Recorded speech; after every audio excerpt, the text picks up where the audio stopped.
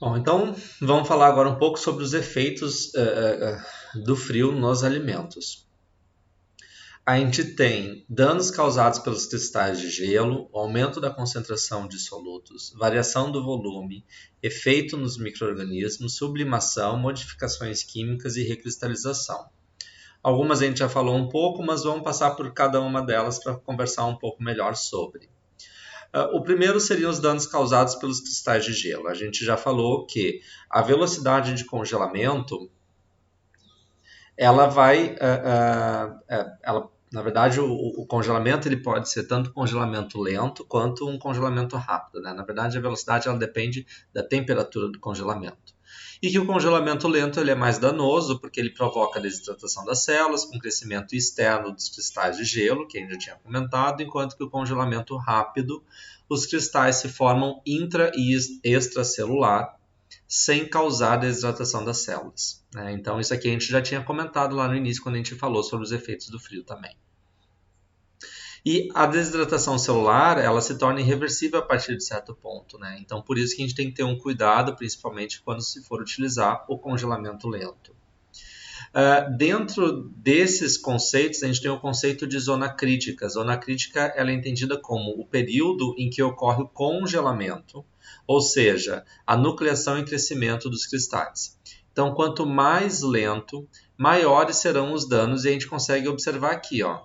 Essas são duas situações de congelamento. Aqui a gente tem o congelamento lento e aqui o congelamento rápido, né?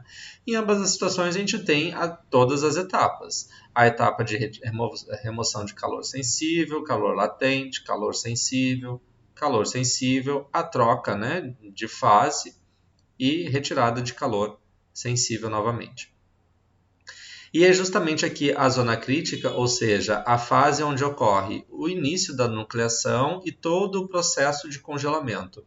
E o que a gente observa aqui no congelamento lento, o alimento ele permanece por muito mais tempo dentro da zona crítica, diferente do congelamento rápido, onde o tempo em que o alimento permanece dentro desta zona ele é muito menor. E é justamente nesta zona que acontece essa troca de água do meio intracelular para o meio extracelular, crescimento de gelo, crescimento dos cristais, a etapa de nucleação, no congelamento lento, os cristais maiores e menor número, congelamento rápido, maior número de cristais menores. Um outro efeito causado pelo congelamento é o aumento da concentração de solutos, né? À medida que a água congela, os solutos se concentram, aumentando as reações químicas na fração não congelada. De novo, né? Isso daqui muito mais propício de acontecer durante o congelamento lento, que eu posso ter uma ação aqui, né? Um tempo maior de residência nesta zona enquanto acontece. Aqui a gente tem esse efeito da concentração muito mais pronunciado do que aqui, por conta do tempo no qual o alimento permanece naquela condição. Além disso, o aumento da concentração, que favorece a desidratação celular, de novo associado ao congelamento lento. Provoca a formação de um estado vítreo que protege a textura do alimento e proporciona boa estabilidade ao armazenamento. Isso em função da concentração de solutos, né? Essa concentração de solutos ela acontece até o momento que a gente entra nessa situação, nesse estado vítreo. E o alimento, quando presente nesse estado vítreo, ele acaba tendo uma proteção maior. E frutas e hortaliças se comportam diferente em relação à transição vítrea. A temperatura de transição vítrea de frutas está abaixo de menos 35 graus Celsius, enquanto que hortaliças está abaixo de menos 15. Se a gente for comparar com a temperatura de armazenamento sob congelamento, que é em torno de menos 18 graus Celsius, as hortaliças normalmente estão abaixo da sua temperatura de transição vítrea, ou seja, elas estão no seu estado vítreo e, consequentemente, elas são mais estáveis ao armazenamento congelado do que quando comparado com as frutas, por conta dessa diferença de temperatura de transição vítrea.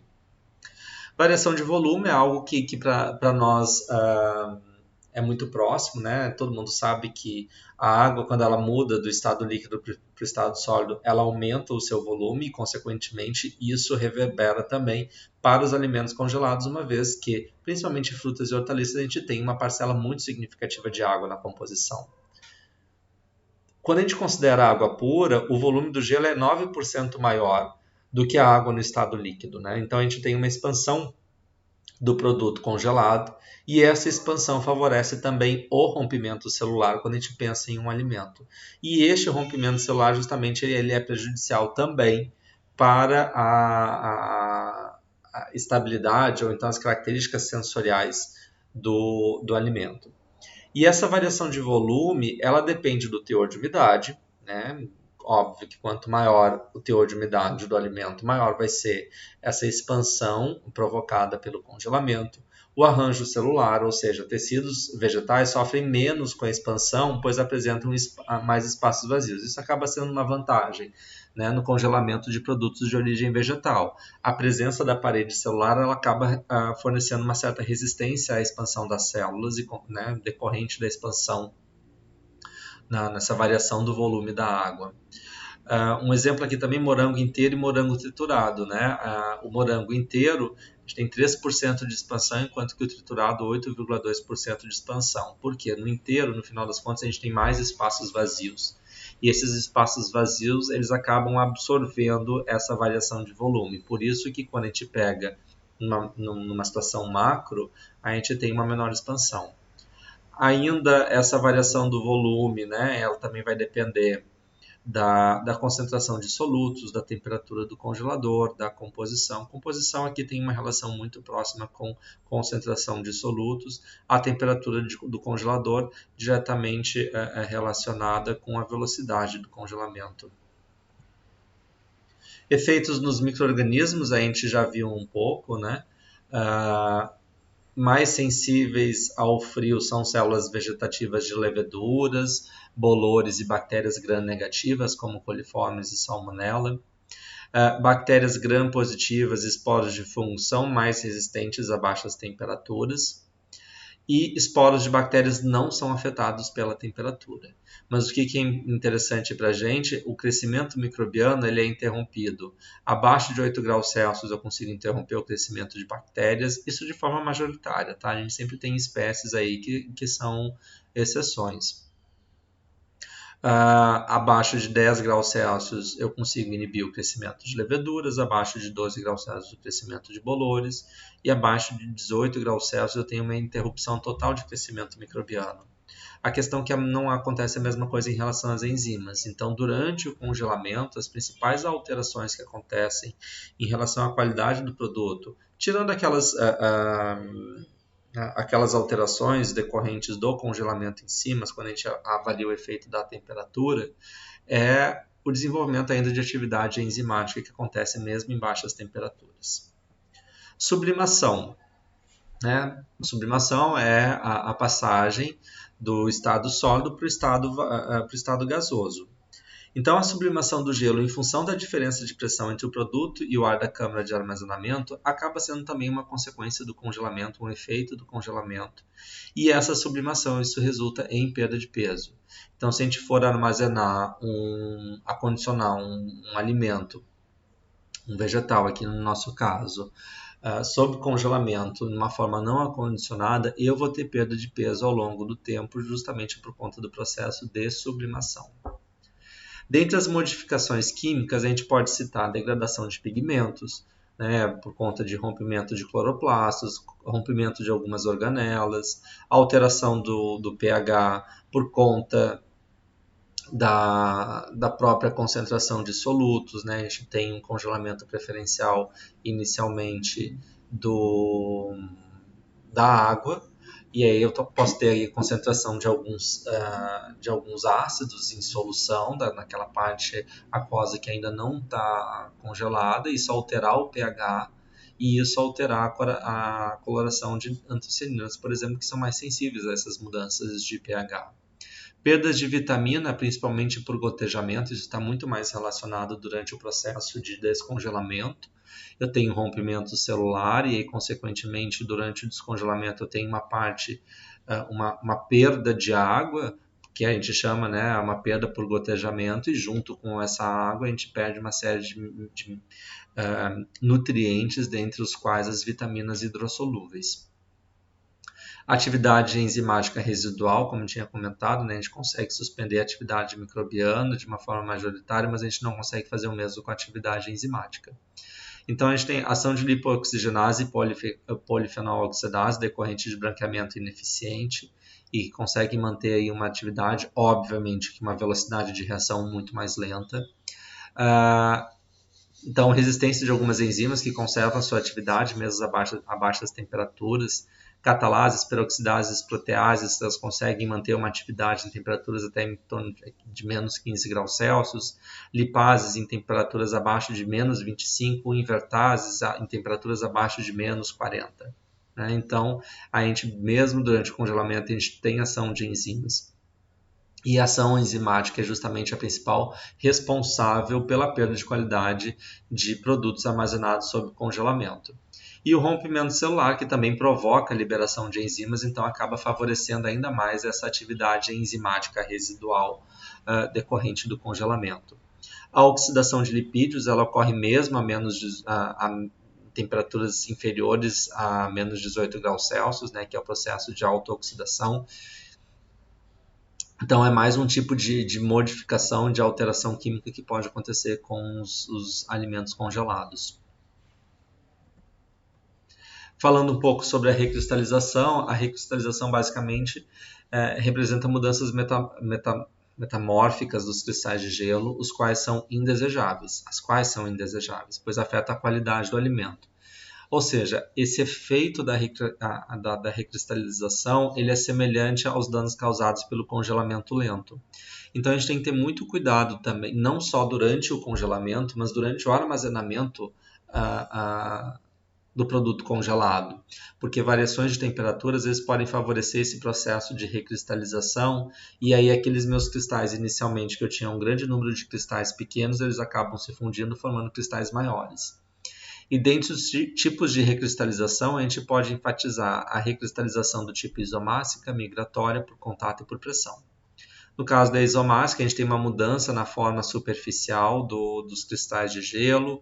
Migratória, crescimento dos cristais a partir da diminuição do número de cristais, ou seja, ocorre a fusão desses cristais, como eu tinha comentado, por contato. Né? Cristais em contato formam um único cristal, que também é uma forma de fusão. E por pressão, a fusão dos cristais provocadas pela pressão, principalmente em função do empilhamento existente nessas câmaras, em câmaras frigoríficas. O descongelamento. Né? O descongelamento, quando a gente compara com o congelamento, ele é mais lento que o primeiro, pois a troca de calor durante o descongelamento é reduzida pela camada de água que se forma ao redor do produto. Vamos pensar no congelamento lento, que acaba sendo um pouco mais fácil de conseguir visualizar isso. O congelamento ele acontece de fora do produto para dentro, né? Porque eu tenho contato da superfície fria ou da região fria na superfície do alimento, começa a ter essa troca de energia, essa troca de calor. Então, a superfície e a área, né, a parte mais externa do alimento, do vegetal, é a primeira a sofrer com o congelamento. E aí, à medida que o tempo vai avançando, eu consigo retirar calor cada vez mais do interior daquele meu produto. Só que a condutividade térmica do gelo é maior do que a água. Tá? Ou seja, o calor, a energia, ela escoa de uma forma mais fácil quando eu tenho gelo do que quando comparado com a água. E no processo de descongelamento, o que acontece? O descongelamento é o efeito contrário. Eu tenho primeiro o descongelamento da superfície, né? Contrário não, né? Na verdade, segue uma mesma ideia do congelamento. Primeiro descongela a superfície e depois o centro do alimento. Então, durante o congelamento, eu tenho uma transferência de calor através do gelo. No descongelamento, eu tenho transferência de calor através da água. Então, por isso que o descongelamento acaba sendo mais lento. E o líquido exudado, né, ou seja, aquela água que se perde, aquele líquido que se perde durante o congelamento, resultante principalmente por conta de rompimento celular, por conta dos cristais de gelo formado, e até mesmo o processo de desidratação celular, né, como a gente já tinha discutido, em função do congelamento preferencial da água no meio extracelular, esse líquido exudado é ótimo para a proliferação de micro-organismos e atividade enzimática. Por isso, se deve ter o cuidado durante o descongelamento. E métodos de descongelamento, a gente pode ter aquecimento exterior, por exemplo, uso de ar forçado, água ou câmara a vácuo, métodos dieléticos, como aquecimento ômico, micro-ondas, alguns produtos, né, às vezes a indústria utiliza matéria-prima congelada, como por exemplo, na produção de geleias que se utilizam frutas congeladas, o congelamento pode ser feito dentro do próprio tacho, né? E falando agora sobre resfriamento, né? Resfriamento a gente tem um pouco menos de coisa para falar, até porque a gente já falou um pouco quando na aula passada a respeito dos minimamente processados. Mas o resfriamento, diferente do congelamento, ele trabalha com temperaturas mais brandas, né? Temperaturas aí em torno de -1 até 8 graus Celsius. Como a gente já tinha comentado, a gente tem um aumento da vida útil, da validade comercial, com um efeito da temperatura por conta do efeito que a temperatura tem na taxa de respiração. A temperatura é um dos fatores mais importantes para determinar a velocidade das reações bioquímicas associadas à senescência dos vegetais, isso a gente já tinha comentado. E o resfriamento pode ser a forma de conservação final ou intermediária até que outro método seja aplicado. Tá? Então, às vezes eu estou processando um determinado alimento, um determinado vegetal, ele vai ser congelado, mas existe aí um tempo entre o pré-processamento e o congelamento, então eu posso optar pelo resfriamento aí como uma etapa intermediária. Aqui a gente tem só alguns exemplos, coloquei alguns exemplos de taxa de respiração em função da temperatura para maçã, para kiwi, caqui e pêssego. E aí que a gente consegue observar, né, essa influência significativa que a temperatura tem sobre a taxa de respiração. Por isso que a gente tem esse efeito positivo do resfriamento na conservação de frutas e hortaliças. Aqui a gente tem um exemplo, né? Trago aqui alguns exemplos de validade comercial de alguns alimentos em função da temperatura. O que a gente consegue observar aqui com frutas frescas, né? Se a gente for pegar a temperatura ambiente, tudo bem que a temperatura ambiente no Rio de Janeiro fica mais próximo de 38 graus Celsius, né? A gente tem uma validade comercial entre 1 a 7 dias, sendo que quando a gente muda, a gente reduz essa temperatura para 7 graus Celsius, eu consigo aumentar para 2 a 180 dias, dependendo do vegetal. No caso de verduras também, né, de 1 a 3 dias em temperaturas mais altas, do tipo 38 graus Celsius, enquanto que essa vida comercial se estende para 3 a 20 dias em temperaturas menores. O resfriamento em relação ao crescimento microbiano.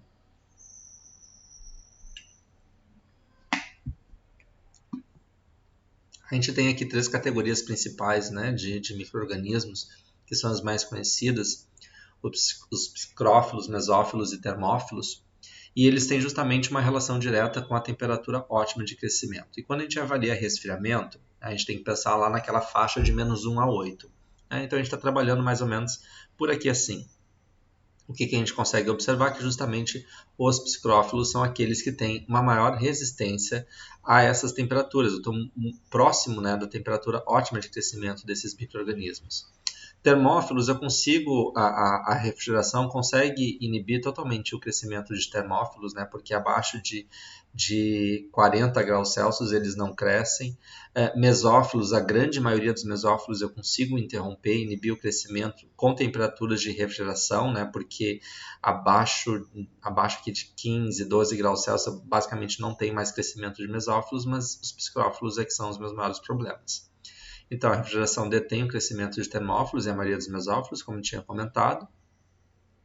Né? Psicrófilos, que são os mais importantes, e bolores e leveduras são mais resistentes também à refrigeração. Então, bolores e leveduras são outros micro-organismos que eu consigo, que conseguem se desenvolver e acabam sendo um problema, mesmo por conta do resfriamento. O resfriamento provoca também algumas lesões, Essas lesões ocorrem normalmente quando os vegetais são armazenados em temperaturas abaixo da temperatura ideal. Um exemplo muito típico é armazenar a banana na geladeira. Provavelmente 2 dias depois ela vai ficar com a casca com uma coloração escura, justamente porque a banana ela tem uma temperatura mais alta como ideal de armazenamento, em torno de 10 a 14 graus Celsius. Enquanto que um refrigerador, por exemplo, doméstico, ele está operando aí com uma temperatura de 4 a 6 graus Celsius. E o escurecimento interno e externo, falha no amadurecimento, manchas nas cascas, também são lesões decorrentes do frio por conta de um armazenamento em temperaturas inadequadas. Por isso, né, eu volto lá para aquela primeira aula que a gente falou sobre essas condições ótimas de armazenamento de cada fruta, de cada vegetal. A gente tem que ter esse conhecimento prévio para conseguir definir as melhores condições de operação de armazenamento. Em relação aos tipos de resfriamento, eu não vou entrar em detalhes, até porque é muito semelhante ao congelamento. A única diferença é que agora a gente vai estar trabalhando com temperaturas mais brandas quando comparada com o congelamento. Mas, de novo, a gente pode ter o resfriamento a ar, resfriamento a vácuo, resfriamento com água, como aspersão e imersão, e resfriamento criogênico. A gente viu isso também quando a gente falou lá em minimamente processados. Né? O resfriamento a ar normalmente utilizado em câmaras, pode ser câmara de um resfriador a câmara, um resfriador de câmara com ar forçado, pode ser um túnel de resfriamento também.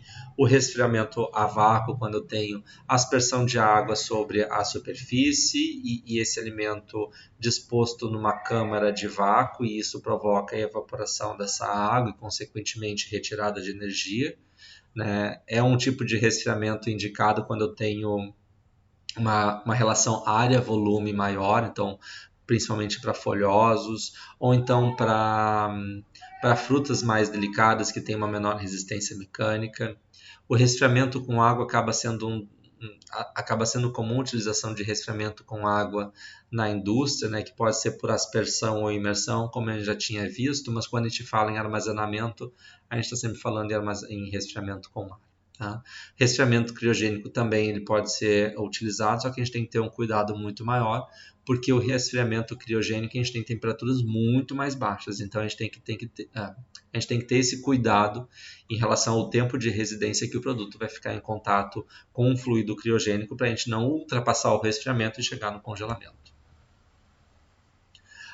O controle do armazenamento refrigerado, a gente também já falou boa parte desses fatores que influenciam, né, como as características do vegetal, temperatura, umidade relativa, circulação do ar, luz e atmosfera de armazenamento. Mas, dando uma pincelada novamente sobre essas características, quando a gente fala em relação à característica dos vegetais, a principal delas é a taxa de respiração. A gente tem que pensar que se a gente tiver um vegetal in natura, um vegetal minimamente processado, ele ainda vai continuar com a sua atividade fisiológica e metabólica, ou seja, a continuidade da taxa de respiração, com uma geração de calor, uma produção de etileno e assim por diante. Aqui só como exemplo, a taxa de respiração varia de um vegetal para o outro, né? Mas há alguns exemplos como cenoura, alface, tomate, laranja. A gente consegue observar aqui os valores, né, do calor de respiração a 0 graus Celsius para esses diferentes produtos. De novo, né, demonstrando a necessidade de conhecimento de cada um dos vegetais com quais a gente vai trabalhar. O efeito da temperatura, que, né, já foi maçantemente falado, a influência na taxa de respiração, velocidade de reações químicas, bioquímicas e no crescimento microbiano, e a necessidade de manutenção da cadeia do frio e de temperaturas constantes durante o armazenamento para garantir a qualidade desses produtos armazenados.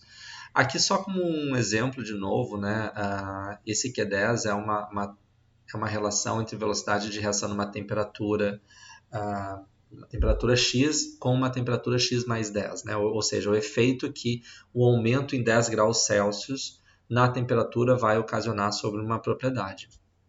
E aqui comparando a taxa de respiração e o valor Q10, né, para cenouras inteiras e fatiadas, isso a gente pode remeter lá para os minimamente processados, onde eu tenho que, por exemplo, aqui com as cenouras fatiadas, eu tenho um aumento no valor Q10 quando comparado com as cenouras inteiras, ou seja, se eu aumentar em 10 graus Celsius o armazenamento, né, vamos pegar aqui a cenoura fatiada.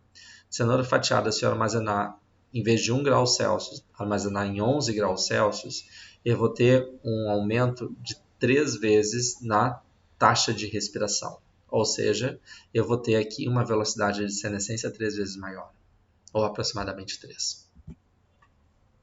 Umidade relativa, também já falamos um pouco. A umidade relativa ela provoca perda de umidade dos vegetais, principalmente por transferência de massa, né? Ou seja, perda de água, perda de umidade nesses vegetais. Então, eu tenho tanto uma alteração do aspecto quanto a perda de peso. E, ao mesmo tempo, a umidade relativa alta também é desfavorável, porque a umidade relativa alta provoca condensação da água na superfície do vegetal, que favorece o crescimento microbiano. Por isso, de novo, né, cada vegetal tem aí a sua umidade relativa ótima, a sua faixa ótima de umidade relativa para armazenamento.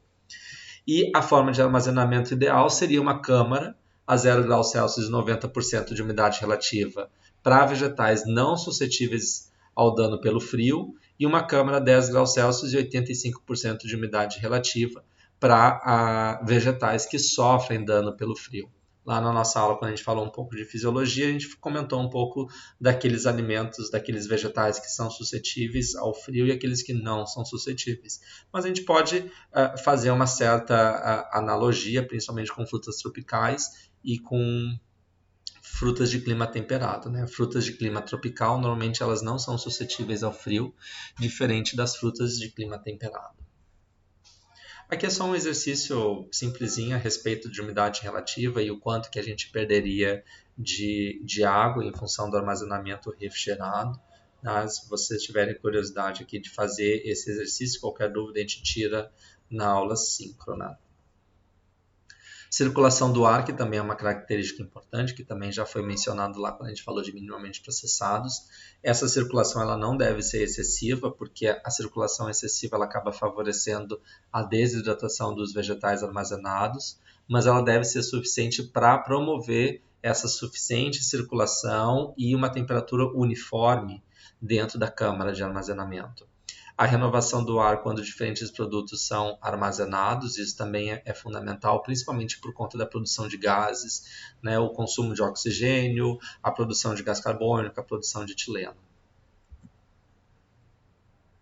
Luz, em relação à luz, como regra geral, o armazenamento ele é realizado no escuro. Pode ser associado também à utilização de luz ultravioleta, né, porque a luz UV ela acaba sendo ela favorece a redução de crescimento microbiano, só que ao mesmo tempo a gente tem que ter um cuidado porque ela pode provocar algumas alterações sensoriais em produtos armazenados, como, por exemplo, ela pode favorecer processos de rancificação, de oxidação, alterações de cor. Então a gente tem que ter um cuidado em relação à utilização de luz UV combinada a armazenamento. E a atmosfera de armazenamento a gente também já tinha comentado, né, o uso de atmosfera controlada. O que é atmosfera controlada? É quando eu tenho o controle da concentração de gases em um determinado ambiente, né, e essa concentração de gases se mantém constante. Isso tem uma relação direta justamente com a taxa de respiração. O que a gente faz na atmosfera controlada? A gente diminui a concentração de oxigênio e aumenta a concentração de gás carbônico. Isso altera o equilíbrio dessa reação, que é a taxa de respiração, né, relacionada com a respiração celular. E conseguindo reduzir essa respiração celular, eu consigo aumentar a validade comercial. Então, composição ideal para armazenamento em câmaras com atmosfera controlada, uma concentração em torno de 3% de oxigênio, 5% de gás carbônico, 92% de nitrogênio. De novo, isso aqui é uma condição genérica, tá? Mas cada vegetal, cada alimento tem a sua condição ótima de armazenamento e cabe a gente definir aquela condição que seria melhor quando a gente tiver a necessidade de armazenamento de diferentes vegetais no mesmo espaço. Bom, vou parar esse vídeo por aqui. O próximo eu vou falar sobre o projeto de câmaras frias.